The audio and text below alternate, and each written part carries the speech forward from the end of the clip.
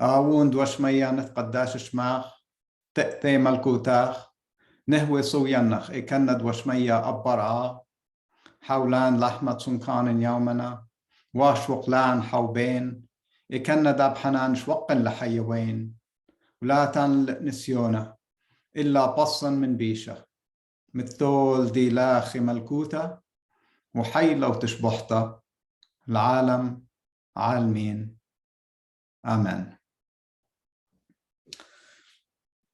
Well, I've been really excited about getting going on this session.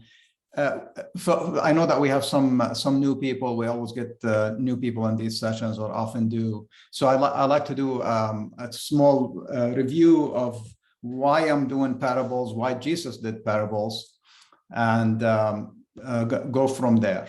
I'll do a few of them, but so why parables? When we see Jesus and the stuff we received about Jesus from the tradition, from the writings of the apostles and Paul and the letters and so forth, as you even listen to Dr. Errico, there's a lot of material about Jesus, but there is very little Jesus in the Bible itself.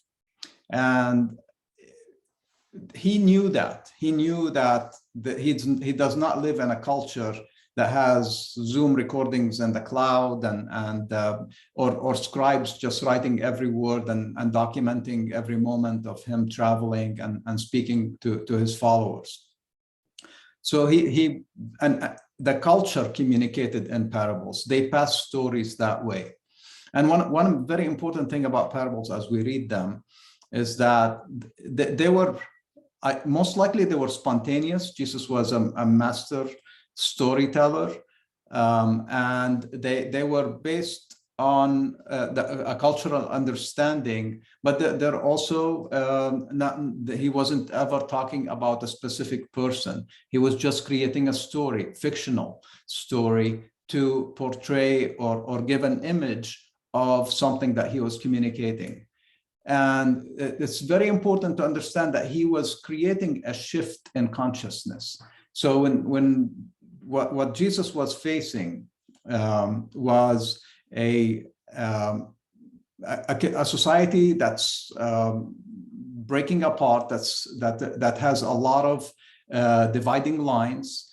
He came under at the time when the Romans were occupying the land he lived in.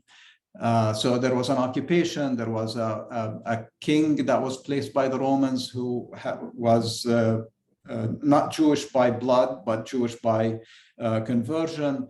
There was a lot of stuff that the Samaritans lived right next door, and the Samaritans were despised by the Jewish people. They were constantly under threat of war and of resurrection. So it wasn't a fun time to be in Nazareth, probably like it is today in Nazareth, and in most parts of the world. So Jesus needed a way to shift the thinking and leave us with something that makes us understand God better, makes us understand each other better. And he knew that what he was opening up in front of us has always been in existence. So he did not think that he's just this super enlightened person who was going to just, everything that we study with him is going to be any different than the truths that existed way before him. And he saw himself in the lines of the prophets, and a lot of what he used and a lot of what his followers came back and used what was the stuff that was already written in the Torah. But he had a very, very, very different approach to it, which is started to break away the understanding of this religion that he grew under Judaism became very tribal, very religious based, very temple based, and there was authority that could explain it and so forth. And he took it and simplified it and then handed it back to the people and put the pressure back on us the people to actually bring that kingdom instead of making it a religious thing. So with that said, I'm going to do the first parable. I'll read it as it's translated from the Aramaic, and then I'll go a little bit into it, and then I'll bring it also into the context of the Gospel of Luke, what I'm starting, to give you a glimpse of how and why I'm doing parables. So I'll get to it when I finish reading it. So I'm reading Luke chapter 18, verses 2 through 5. And the parable is, there was a judge. So there was a judge in a city who neither revered God nor had respect for human beings. The judge that you want in every courtroom. This is my own commentary. Now there was a widow in the city. She was coming to him saying, "Vindicate me from my adversary." And he was not wanting to for a long time. But afterwards he said to himself, "Though I do not revere God and respect no human beings, yet because this widow causes me trouble, I will vindicate her, so that she may not be constantly coming and badgering me." So again, fictional, a judge in a city. So he does not pick on on a city or a judge in a city. And he gives us the qualities of the judge. So Jesus always created tension in his parables. So the tension here is we have now somebody who's powerful, who's a judge, who did not revere God and did not respect human beings. Yet his community made him a judge. Now, he sets the standard there, the tension, a very bad judge. And then he brings in the weakest human being he could think of right away, which is a widow. She has no, again, we're talking about Judea 2,000 years ago. She has no husband to protect her, to speak for her. Widows were often on their own. So she has no support system. And she was reaching to this judge to help vindicate her because she had an adversary who was pestering her.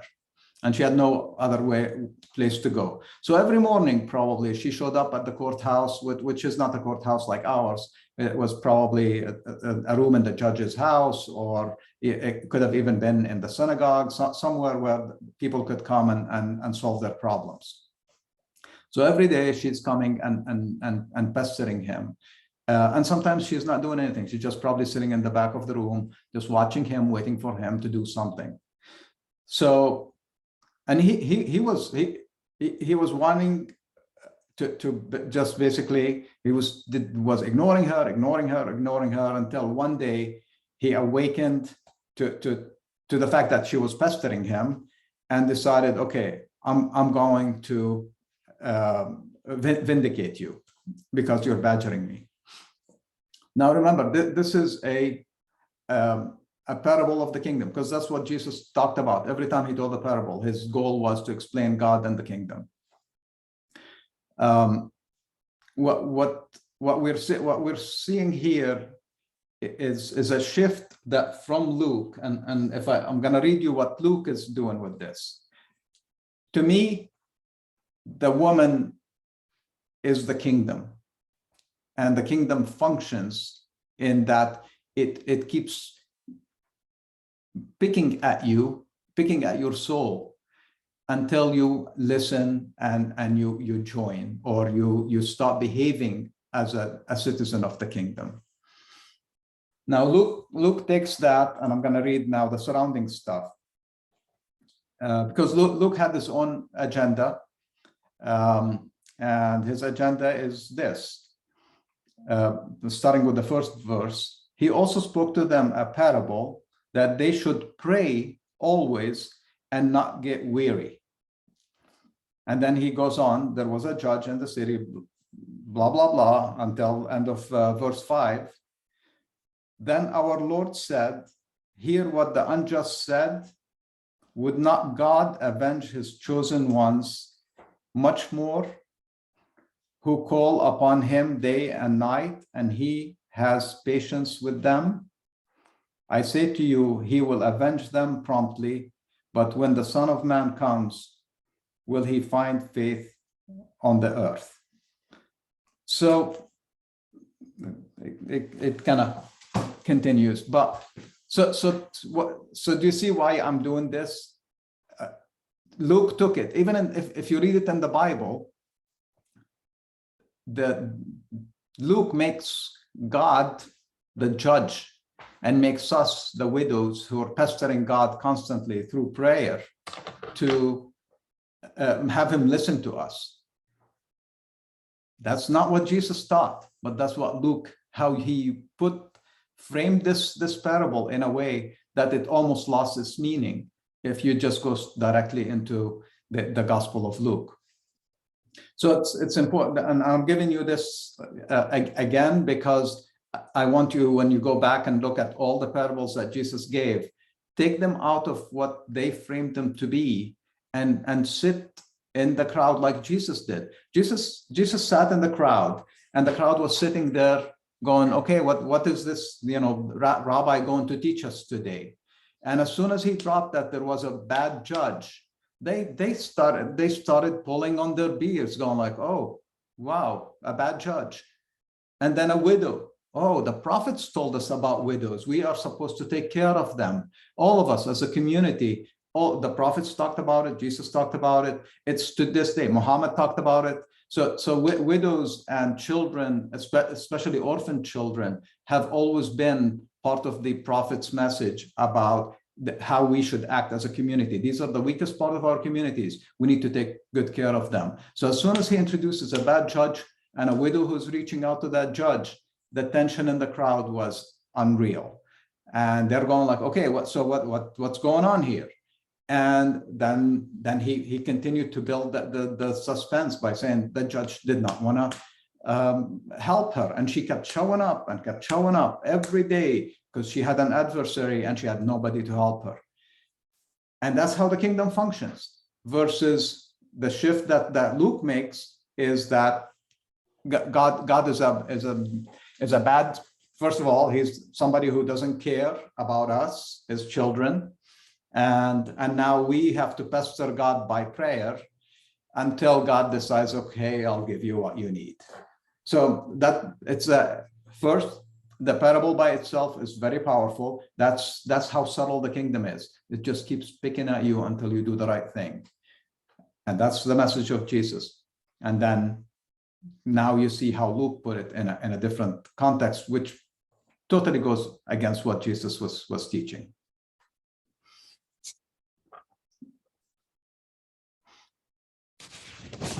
So I know I picked a few of them. Okay. So I told you about the Samaritans, and the Samaritans picked the books of Moses. So again, putting Jesus, putting us back in Jesus' time. And actually, the Samaritans still live in Israel, and they still exist. They're a shrinking community because they have a lot of rules that keeps them from being able to intermarry and so forth. So, but they still, I don't know, 3,000-4,000 years now they've been in existence. So they took the books of Moses and they ignored the prophets and the temple and so forth. They had their own way of doing that, of doing their religion, the Jewish religion. So they ended up separating, and they were despised by the Jewish people.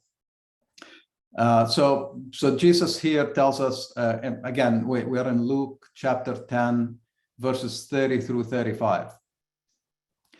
So Jesus is telling the parable. A man was going down from Jerusalem to Jericho, and robbers attacked him, stripped him, and left him half dead when they went away. And by chance, a priest was going down that road, and he saw him and passed by. So then a Levite also came and reached that same spot, and he saw him and passed by.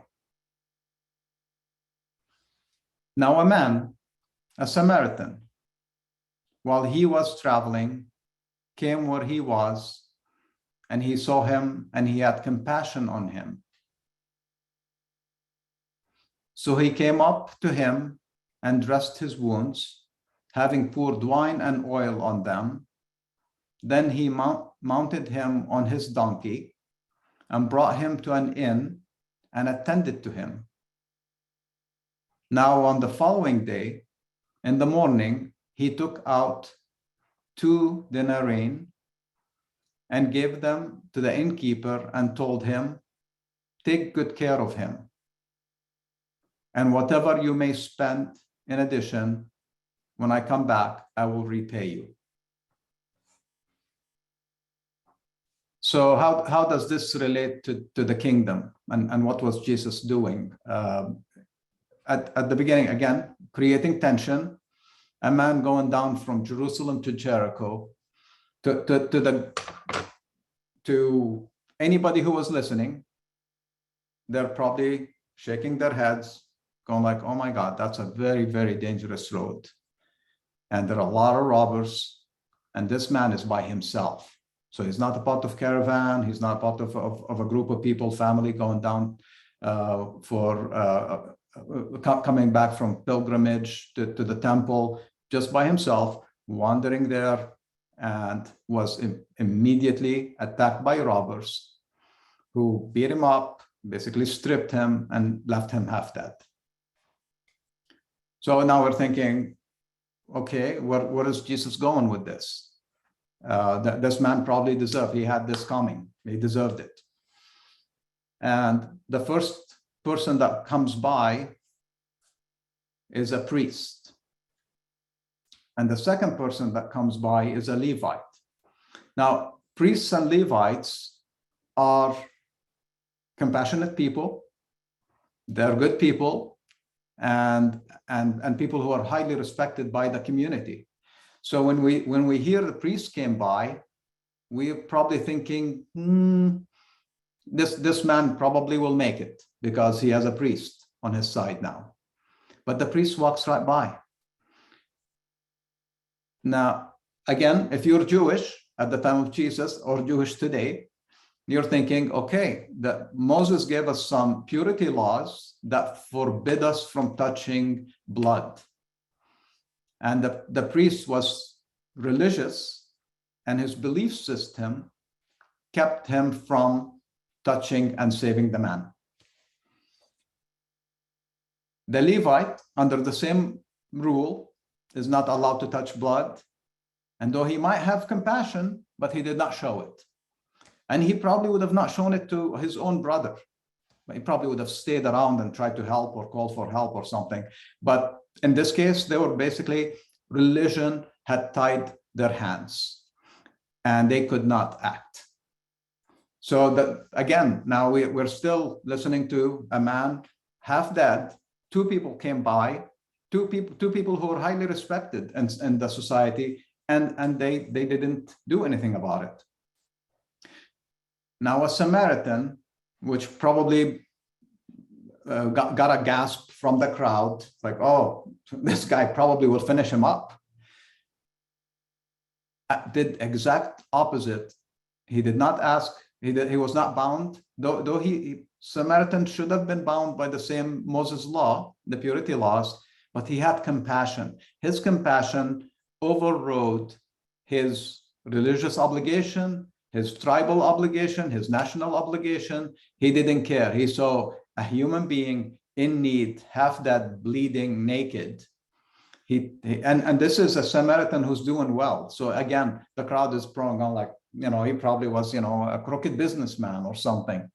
But so a rich Samaritan comes in and he saves this man, and he doesn't just dress him up and walks away or gives him a sip of water. He uses the wine antiseptic on his wounds. He uses oil for soothing the wounds that the man received, and those are expensive things that he's actually just didn't think. I was like, I'm going to help. I'm going to do everything in my power to help this man get back on his feet. And he puts him on his donkey and he stays with him. He takes him to the inn. He tells the inn, he stays with him overnight to make sure that he makes it through the night, probably feeding him and giving him food, giving him water.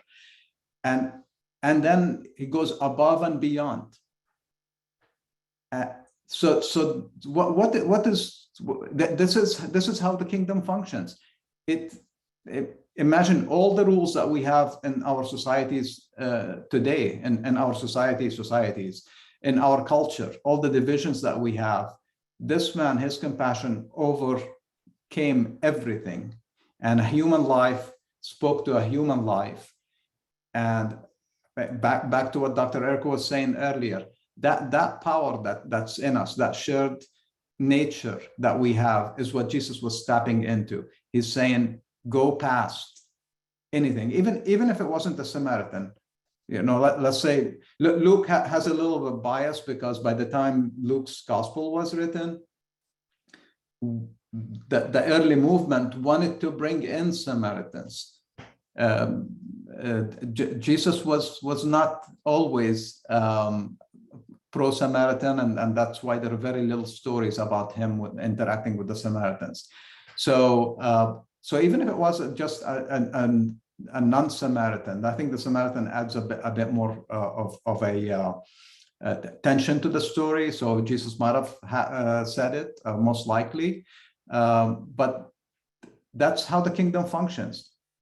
Compassion should override every other instinct that we have, including all the religious instincts. So Jesus was almost saying, you should disobey the purity laws, the holiness laws that Moses gave you when it comes to helping another human being, acting human.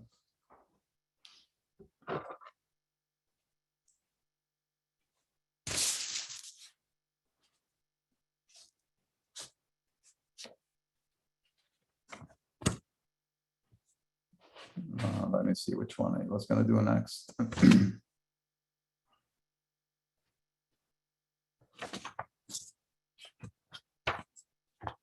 I have these marked. Is that with me?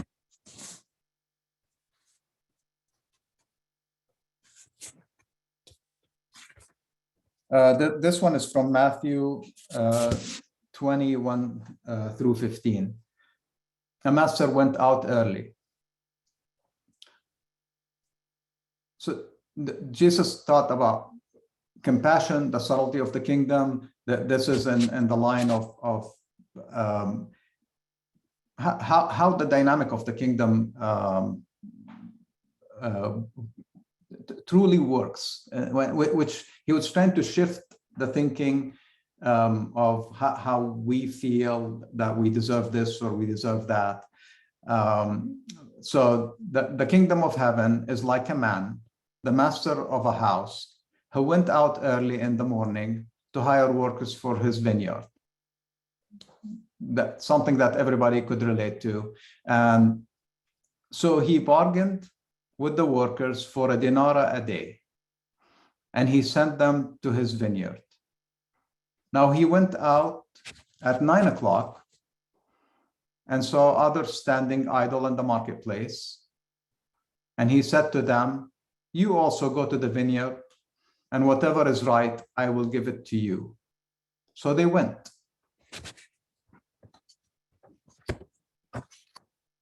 Then again, he went out at noon and at 3 o'clock and did the same thing. And around 5 o'clock, he went out and found others standing idle. And he asked them, why are you standing here idle all day? This is 5 o'clock. So he went first thing in the morning, and now it's 5 o'clock. And he asked them, why are you standing here idle all day? They replied to him, no one has hired us. He said to them, you also go to the vineyard, and you will receive whatever you deserve. And when it was evening, the owner of the vineyard said to his steward, summon the workers and give them their earnings, and start with the last until the first. This might have been added. Then came the 5 o'clock ones, and each received a denarius.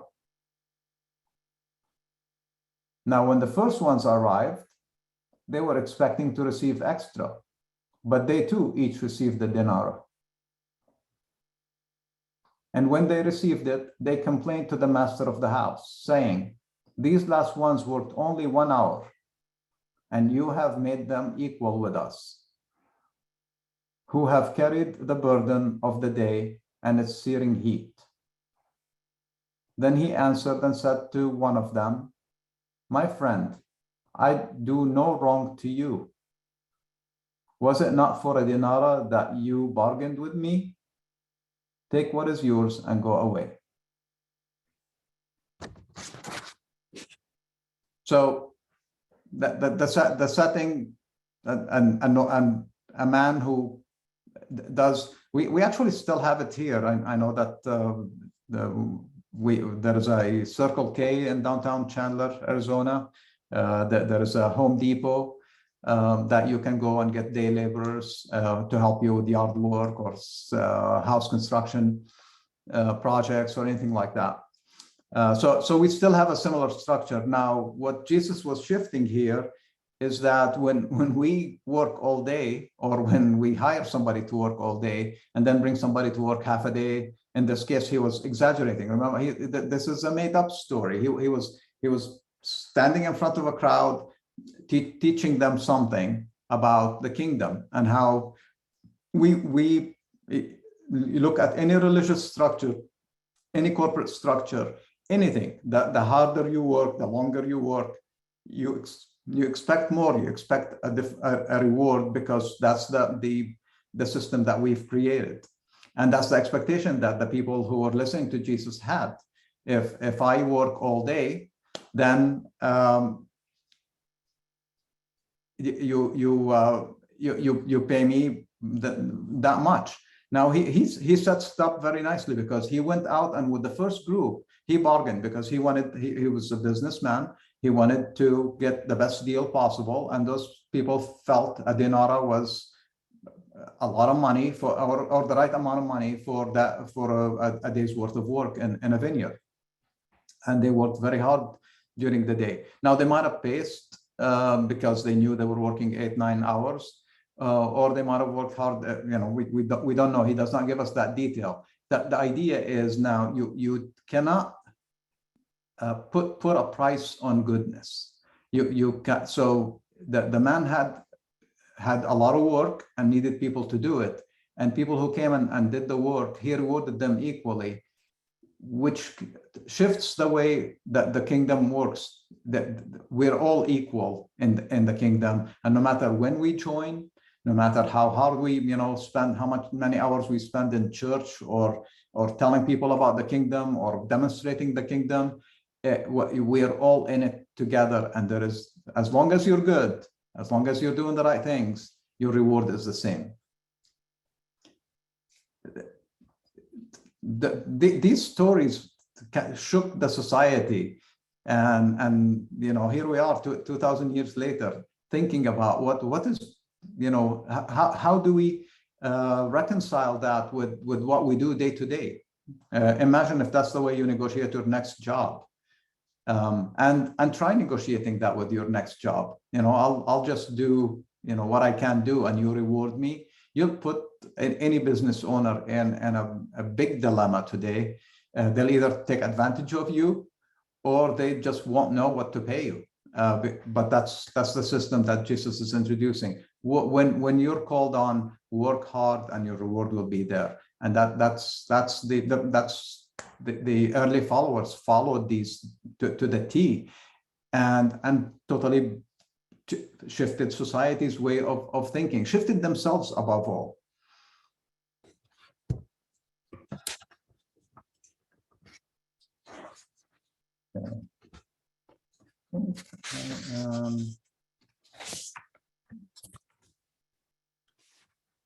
Okay, so this one,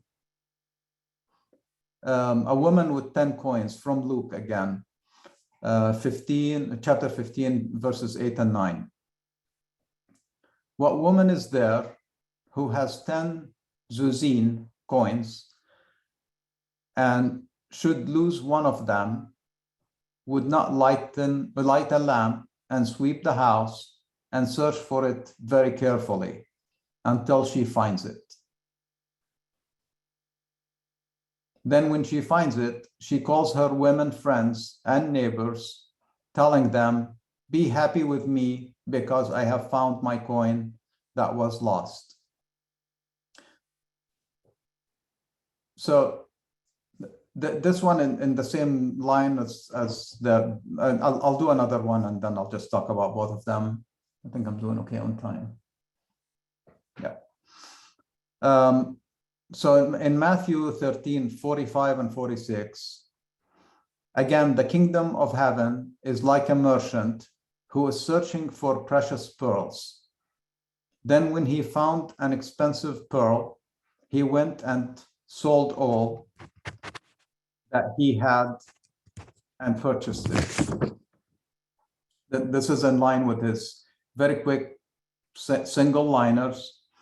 And that's why maybe the second verse and the first one might have been added, because it aligns with the idea that when you discover the kingdom, it's like this taste in your life that you've never experienced before.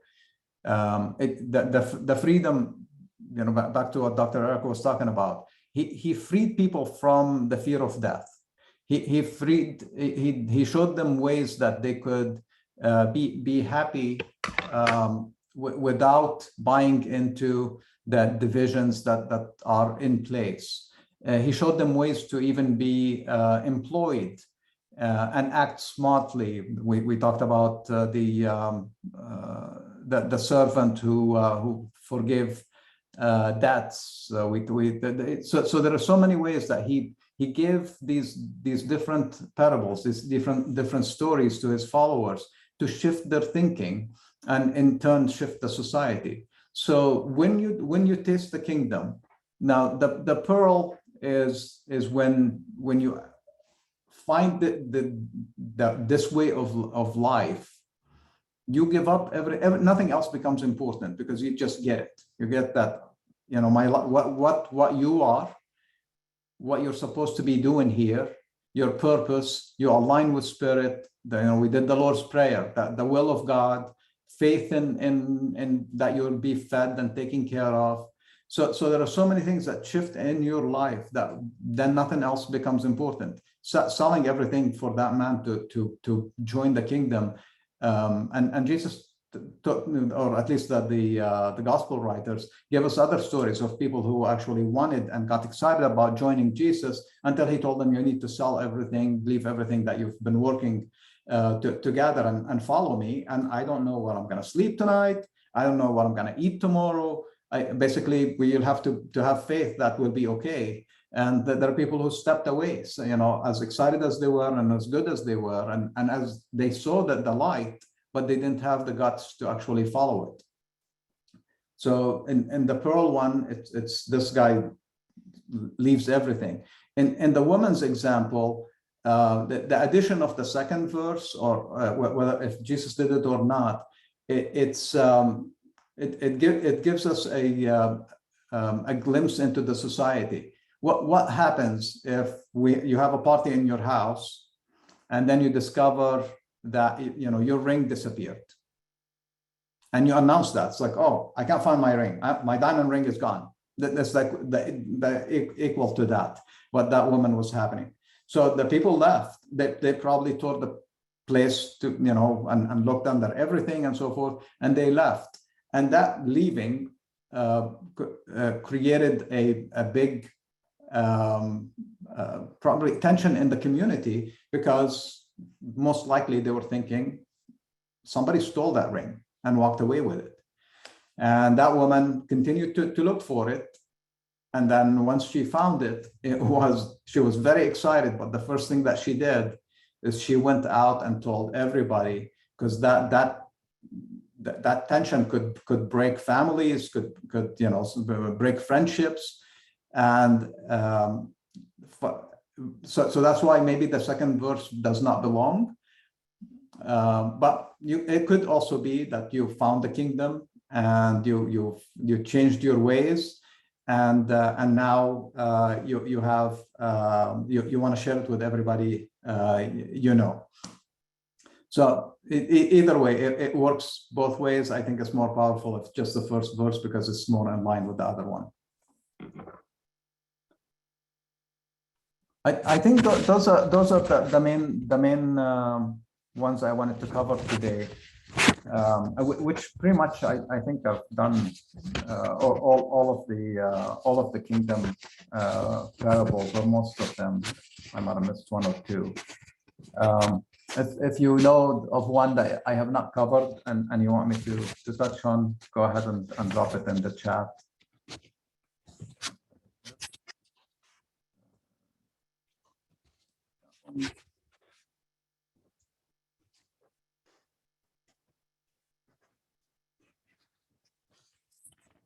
This one I didn't do, but I don't think we've done enough of them about trusting. A lot of the master and servant ones, I touched on it I think during the second session, and I never really went into it.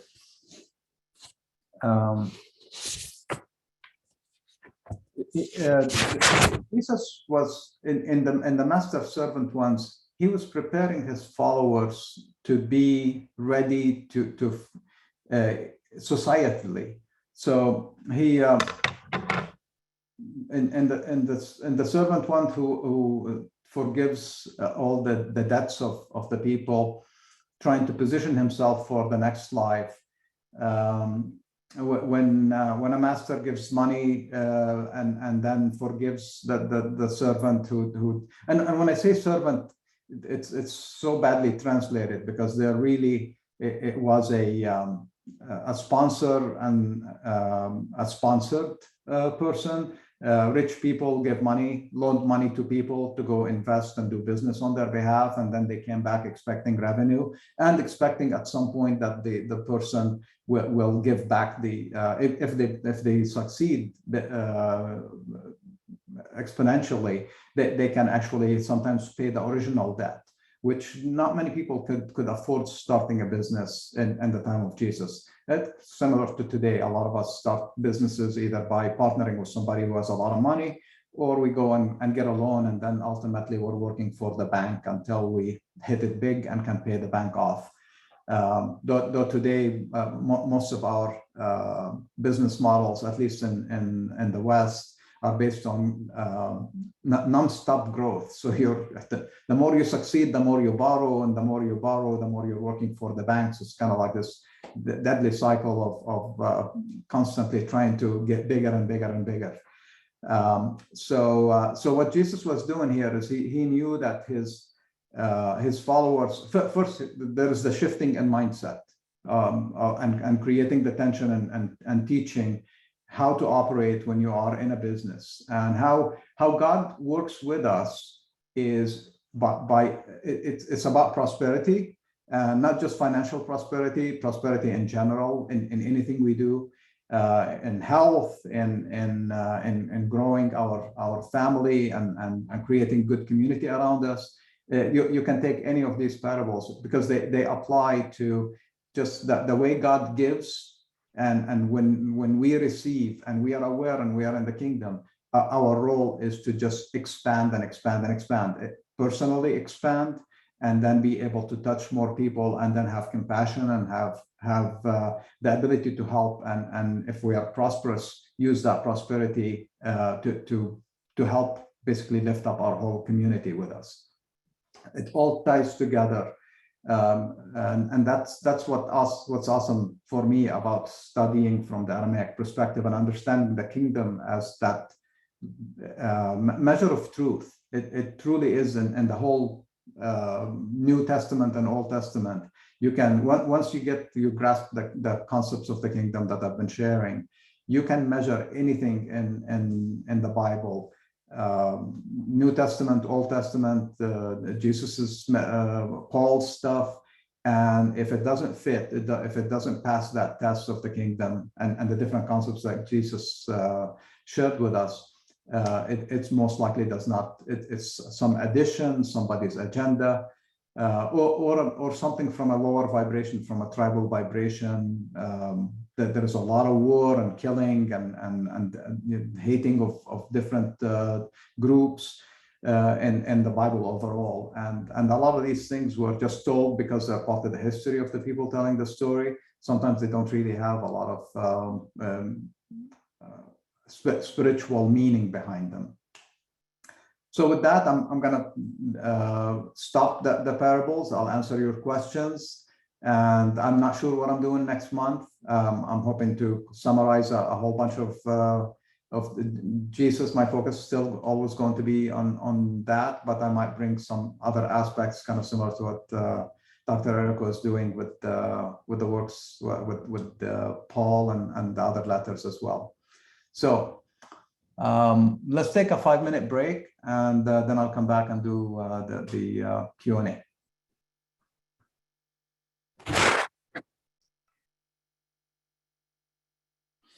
Okay, the first question is in Luke 18, verses 16 and 17. Does this continue Luke's interpretation of the parable? Toward the end of each verse, there are conditions on who can enter the kingdom of heaven, or is Jesus talking in another parable or just teaching? So the verses 16 and 17 are, but Jesus called them and said to them, permit the children to come to me and do not stop them, for the kingdom of heaven is for those who are like these, the children. Truly, I say to you, he who will not receive the kingdom of God like a little child will never enter into it. So very good question, because it's not necessarily explaining that parable about the judge and the widow, but so Jesus comes more than once, and this is actually why we have the whole reborn Christians or born again Christians. It comes from the same concept. Jesus knew that. In the parable of the Samaritan, actually, is probably a better example of tying it to this. What kept the Levite and the priest from helping a human being in need who's half dead on the road? It's that because they were learned men. They actually had an ideology, they had a religious and rules that they needed to follow to and could not fathom breaking them. So that's how strong that belief system was in them. So when Jesus constantly said, he's in the Gospel of John, he told the priest, you need to be born again. And the priest took it literally as like, I have to go back into my mom's womb, and etc. And Jesus told him, no, you don't get it.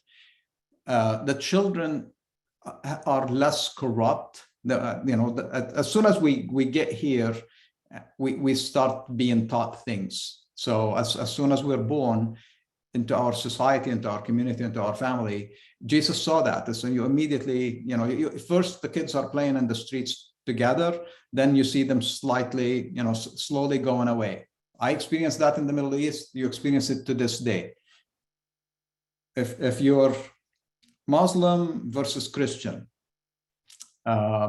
sometimes it's based on if you're Christian, Orthodox, or Catholic. So initially you're just you get loose into life, and everybody is equal. That when we're born, and then slowly we start identifying, getting those labels. Dr. Errico talked about brands. Right? Your name is a brand, and it's a very dangerous brand, especially if you grow up in the US. Is maybe even in the US. As soon as I say my name is Hani, you can see the room basically going like, okay, where are you from? Because Hani is not a common name. If I said my name is Steve or John, probably people just go like, he has a strange accent, but Steve. But Hani and an accent, it's like there is a story there. That happens to us. I mean, that branding, the reason actually I'm named Hani, and most of my sisters are named also generic old Arabic names or Aramaic names, and even in my case, Phoenician probably, is that you can't immediately go like, oh, are you Christians? If my name was George, there are a few Chris, anything like that, and there are a few of my cousins named that. As soon as you walk into the classroom and you announce your name, even at preschool, they, oh, okay, you're Christian. You're the strange Christian dude who's not going to study Islam with us. He's not going to, depending, or if you went to a Catholic school and your name was Muhammad, then it's like, okay, you're going to be exempt from class. So we immediately develop all these things. So back to Luke 16 and 17. Jesus constantly reminded his people, you need to shed what you've learned before me.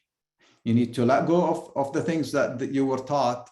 And that's why the parables were so important, because they shift the thinking. They go like, okay, you believe this way. And people believed the kingdom was going to happen. It was a political kingdom. And he knew it wasn't going to be. They expected it to appear. He knew that it was here already. And it's going to take us all participating to continue to manifest it. So the children part is probably a story, not necessarily tied to that specific parable, but Jesus was telling us you need to go back to that purity of before you learned all these things and made the assumptions, just like the laborers and expecting money for effort.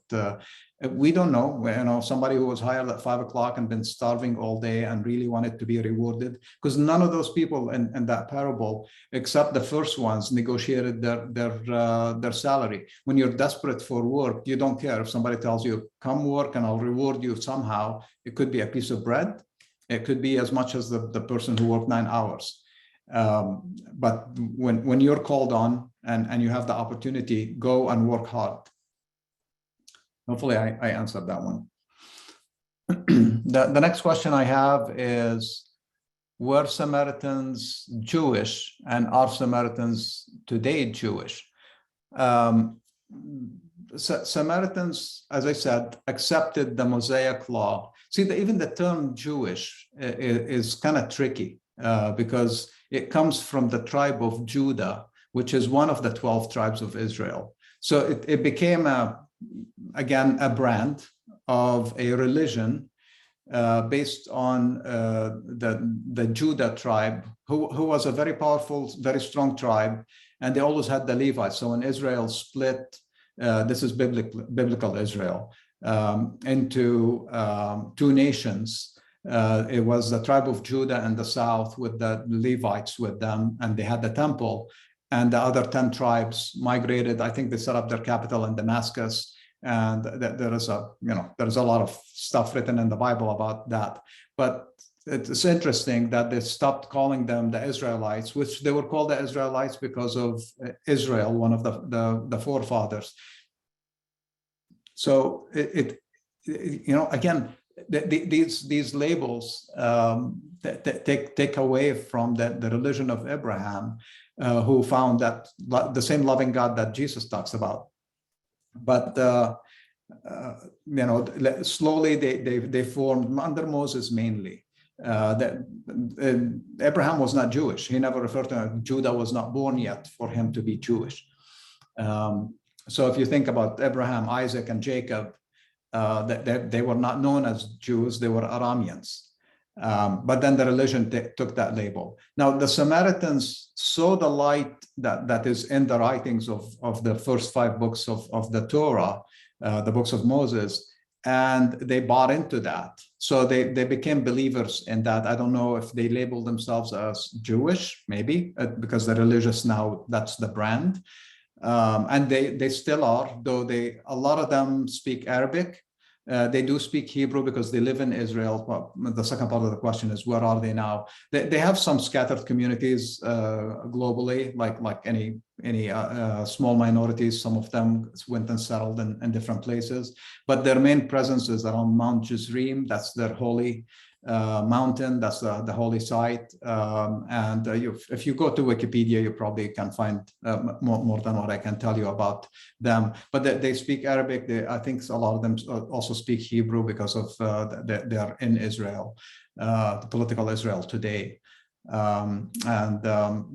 have interesting, they follow a lot of the Mosaic law in their day-to-day, plus now they have to deal with the modern laws around them. Okay, next question. The parable about the workers and the denarii, with the late workers getting the same pay, resembles a bit the prodigal son. Yes, the son that stays and does everything right doesn't understand the prodigal son being feasted, even though he did everything wrong. Yeshua really did try to revolutionize the hierarchical thinking of his day. Funny that afterwards we created so many churches, and hierarchies, etc. Yeah, absolutely. It's again, see, now you're getting that there is a measuring level of Jesus and his teachings, which are different than what we think and what we've been taught in schools and society and what the people of his time were taught. So it's absolutely in line. You stay, we call it the prodigal son. It's the man who had two sons, because the second son is just as important. We like the prodigal son because the church loves to use it. So that, again, they gave it a label, which takes away from the overall meaning of the parable. And then a lot of the way the church acts is like the second person. Maybe that's why they don't, the firstborn son who was with the father was supposed to inherit everything, did everything by the book, worked hard, and not yet was not celebrated. But he missed the point, because the father, when he rebels against the father's behavior of accepting the prodigal son, as we call him, that the younger foolish one who went and spent the money, the family's money, and almost died in a famine, and really suffered for his behavior. When he came back, the father acted. That's the father that Jesus talks about in the Lord's Prayer. Again, he was shifting his people, and now we shifted one step further from that. He shifted the people from this angry God that was locked in a temple to a loving parent who took care of all of his children.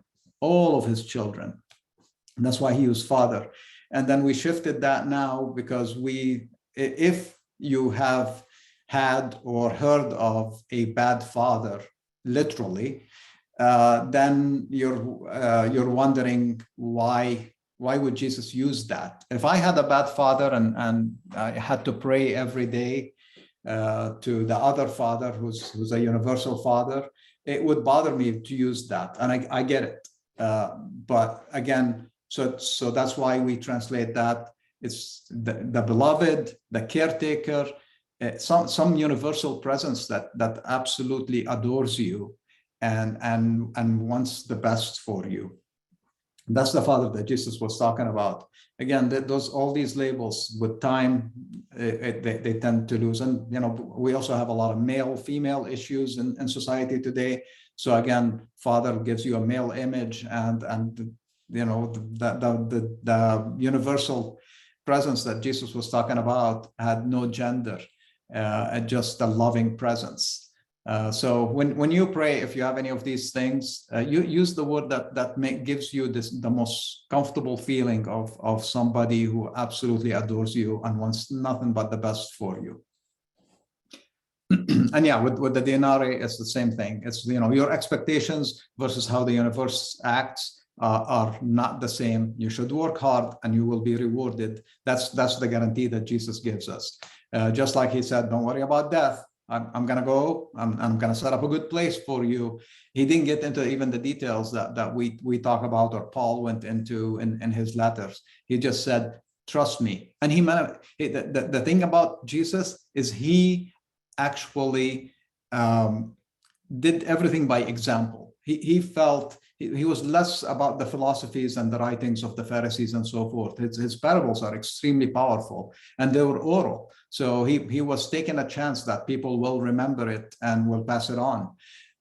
Versus a lot of people who sat and wrote their thoughts. Anyway, very, very good question, and yes, it ties directly.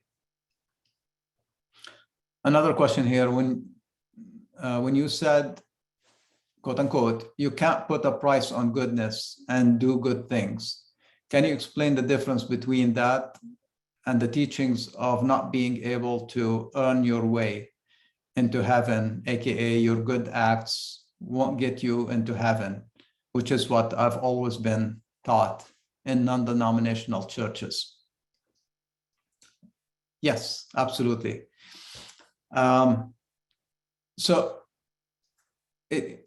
First of all, the fact that entering heaven is conditional, it goes against the teachings of Jesus, because he began his ministry. The first things he said when he started his ministry is the kingdom of God, the kingdom of heaven. So it's God or heaven. It's interchangeable in the different gospels. Is at hand. It's here, and nobody has a way to let you in and out. You belong. You're a child of God. You're in. Your membership, you're born with it. You always have it. Now, whether you want to participate or not is up to you. And a lot of churches tell you, come to us, we'll allow you to participate. We'll show you how to participate. That's the problem with religion, the in and out mindset of religion.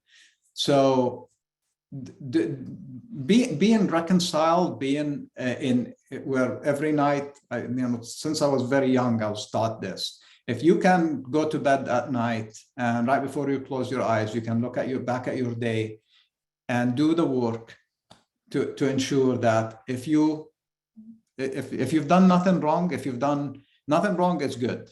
If you've done good, it's better. And if you've done you made some mistakes, you erred.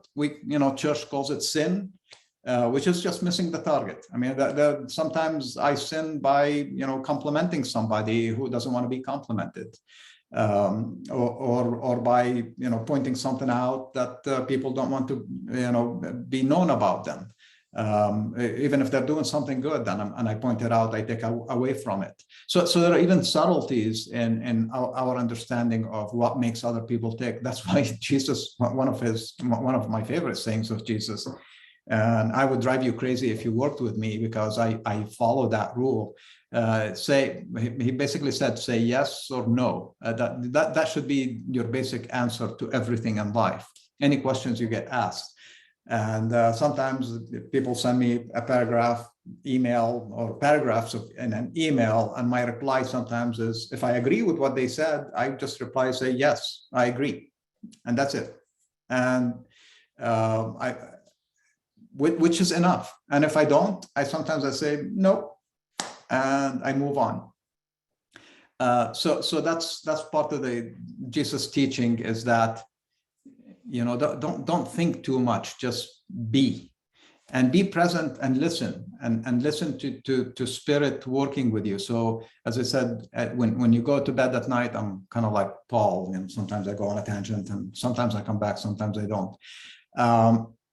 That reconciliation that you go through at night is your reward of, am I going to sleep comfortably? Do I have a lot of forgiveness work that I need to do towards myself or towards others?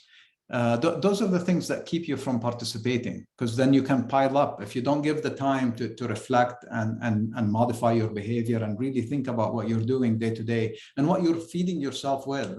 I know people who listen to radio all day, that they're not paying attention to it, but it's coming into their consciousness, all the way from advertisement, healthcare stuff, political stuff, even comedy, anything that's coming through you, and you react, you take it in. Our brains are very well conditioned to grab a lot of data, and when you let that happen with you, then your participation level can change, because now you're in a different realm, in a different kingdom. Hopefully I covered that one.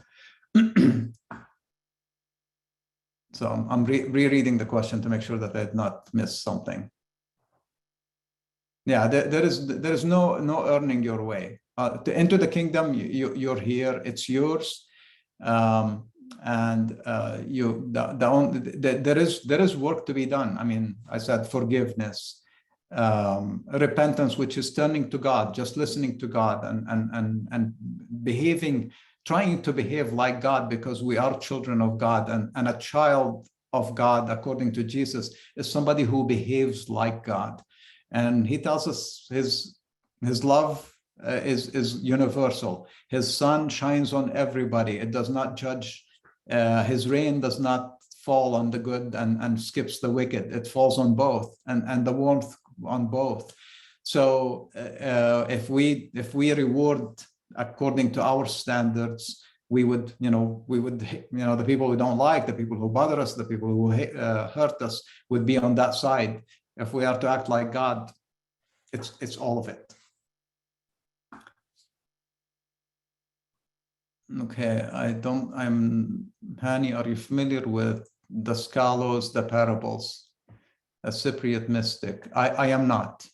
So I'll save this and I'll take a look at it. And one more questions.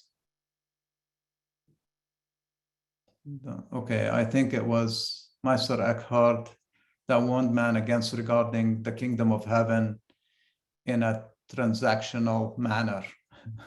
We do good, therefore we gain the entrance. Yeah, that is a good warning. The right of participation, back to spirit, where we come from and what we are, which has been the focus of Dr. Eriko's talk for a while now, especially on Wednesday nights. That the way we buy into the labels, the way we kind of become tribal in our mindset, and Jesus was in a tribal society, because the Jewish people were, the bloodlines are so important, and they try to trace themselves back to the tribe, and so were the people around them. The Samaritans were that way. 600, 700 years later, and maybe a couple thousand miles away from Nazareth is Mecca, and Muhammad was born into a tribal society. And he knew, Jesus, Muhammad, they both knew that for us to rise and become human again, we need to let go of these labels. They're extremely dangerous and extremely limiting. And they knew that we were all put here by the same God, by the same Allah, by the same. I mean, I don't talk much about the Ithya Rabba and what God is to me or to Jesus, because Jesus really simplified it. We can get stuck in a lot of heady stuff when we get into what is God, and the Jesus religion about the kingdom of heaven. It's he took the Torah with all its complexity and the prophets and all of what society had shown him to that time, reflected on it, and came back with an extremely simple religion of act with no expectations, love with no expectations, have unconditional compassion with absolutely no limit on it. He kept building, and the Samaritan and the man who was injured and the Samaritan who saved them, he kept piling and piling. I mean, the people were pulling, there's like, oh my God, the Levite and the priest led this guy, and here is this Samaritan, a despised presence.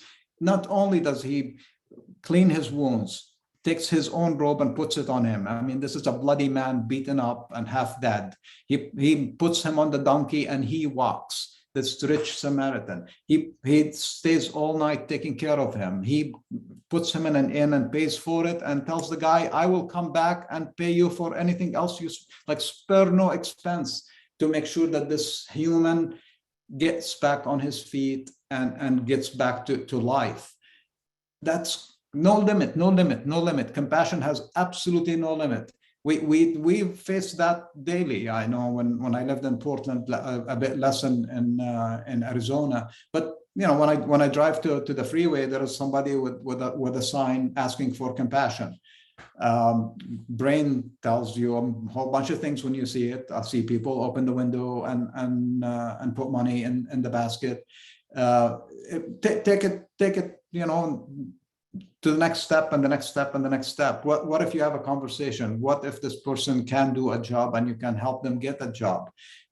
Go all the way. If we all did that, and I know we try to do it institutionally, or we pay our taxes or our tithing or our contributions to a charitable organization, and that's great. That's absolutely wonderful if we participate that way. And that's what we need. We need those organizations to go and go have a chat, instead of the person every day, their job is to come and ask for money, which is fine if that's what they like to do. But think about if we societally took that compassion to no limit, how much better we would be. Instead of owning 2-3 homes ourselves, what if we live in one and give the other 3 to homeless people, homeless projects? Your neighbors might hate you, but you could help families who are living in cars or something get back on their feet by just giving them a place to receive mail. So there are a lot of ways that Jesus taught, and it's so applicable to us today. And that's what my hope is that these discussions, these talks, these parables open up that part of us, because we need to be the light that just goes out. This is not a brainy take notes and come back in 3 weeks and listen to the next lecture. This should be corrupting you at your core, bringing back your essence, which is God. God is your essence, and you can be that. I saw a couple of questions pop up since. Do you feel the only way to understand or reach the kingdom is truly in the practice of meditation? How else would anyone understand the mysticism and teachings of Jesus unless they feel and experience the energy? Meditation, Jesus talked about it. He didn't use our term, but he said, when you pray, go to the closet, close the door, and pray there. He showed us a method of praying, which is the Slotha Maranatha that Dr. Aramaic spoke about, and he actually spoke about it this past Wednesday. It's a form of prayer that, against what even Luke, the parable that Luke was saying, hey, you pester God and you get what you want from him. Not true. You listen to God. And listening to God is meditation. To me, meditation is to quiet the chatter, to remove the noise that's around us, and start finding, connecting with the presence that is, that we are a part of. So absolutely, it's not the only way. It's definitely a key practice that you need to have in your life if you don't already. And it has no, some people meditate for a few minutes, some people meditate for hours. It's definitely something that opens you up and connects you with your essence. Next one. Okay, so this is about the kingdom, but the kingdom also, you need to study the parables and then do translate them to your life. How does this apply to me? Because it will start creating that shift. And study, I'm not saying just the parables, the Beatitudes, they're masterful. Again, one-liners of Jesus picking up specific aspects of people types in his society. And he didn't pick the richest and the most powerful and the ones who owns the biggest house. And he picked the poor in spirit, the humble, the mourners, because that makes the bulk of the society. And he wanted them to know that in that role, in the peacemakers, in those roles, and peacemakers are not, we saw the judge, he should be a peacemaker, but he was a bad judge. And that's the tension that Jesus was creating. But if he was, when he talked about the peacemakers, those are the people that constantly bring in peace into the meeting, bring in the peace to the church, to the boardroom, to the family, they exist in so many forms, and they do their work every day. And he wanted them to know that you're rewarded.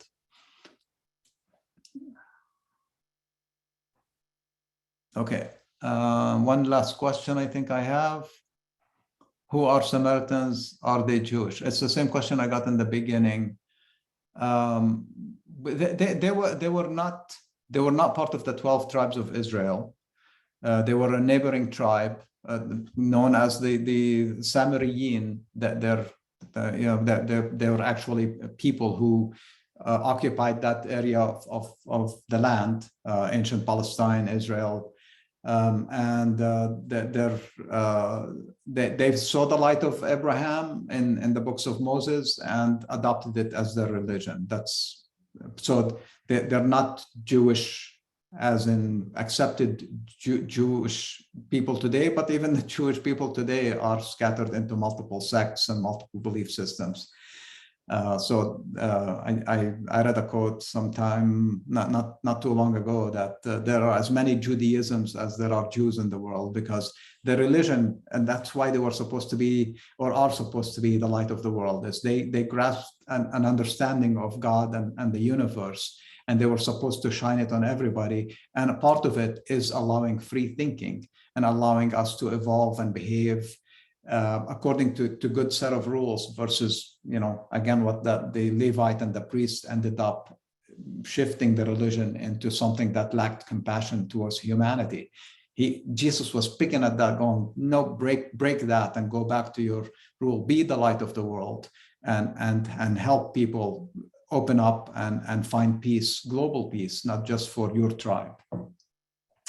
So with that, I think I'm maybe 10 minutes early. No more questions. Really appreciate you joining us on a Saturday, and we will see you December 4th.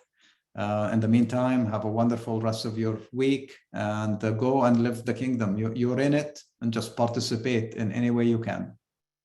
God bless.